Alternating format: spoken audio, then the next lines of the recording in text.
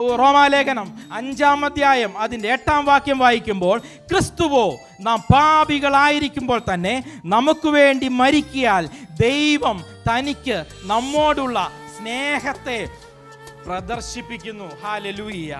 തൻ്റെ പുത്രനെ നമുക്ക് വേണ്ടി മരിക്കുവാൻ ദൈവം വിട്ടുകൊടുത്തിരിക്കുകയാണ്. ദൈവ പൈതലേ, ആഴമായ ഒരു സ്നേഹത്തിൻ്റെ ഉടമകളാണ് നിങ്ങൾ ഓരോരുത്തരും കേട്ടോ.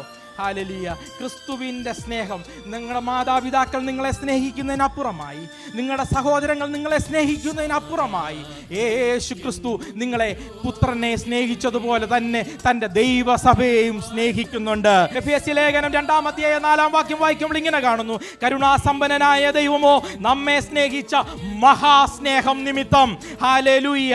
1 യോഹന്നാൻ 3:1 കാണുന്നു, കാൺമീൻ നാം ദൈവമക്കൾ എന്ന് വിളിക്കപ്പെടുവാൻ പിതാവ് നമുക്ക് എത്ര വലിയ സ്നേഹം തന്നിരിക്കുന്നു.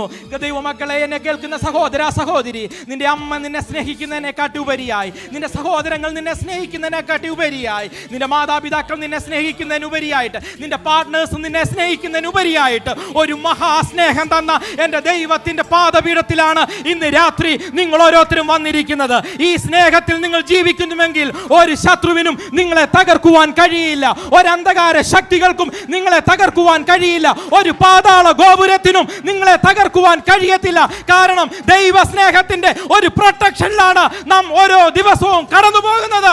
ഈ ദൈവ സ്നേഹത്തിൽ നിന്ന് അഭിഷേകം പ്രാപിച്ച ദൈവ പൈതലേ, കൃപ പ്രാപിച്ച ദൈവ പൈതലേ, ഈ അഭിഷേകത്തിൽ നിന്ന്, ഈ ദൈവസന്നിധിയിൽ നിന്ന് നിങ്ങൾ അന്യപ്പെട്ടു പോകരുത്.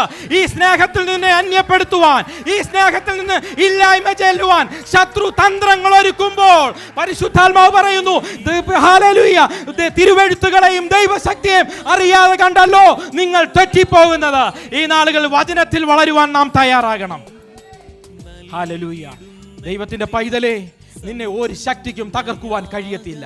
ദൈവത്തിന്റെ പൈതലേ, ഹല്ലേലൂയ, നിന്റെ ആഗ്രഹങ്ങളെ സബലീകരിക്കുന്ന ഒരു അരുമനാഥന്റെ സഭയുടെ ഹല്ലേലൂയ ക്രിസ്തു തന്നെ ഉടമസ്ഥാവകാശമാകുന്ന സഭയുടെ അംഗങ്ങളാണ് നാം. ഹല്ലേലൂയ. സഭ ഏകമാകണം. Church is one. Hallelujah. Next, സഭ വിശുദ്ധമാകണം.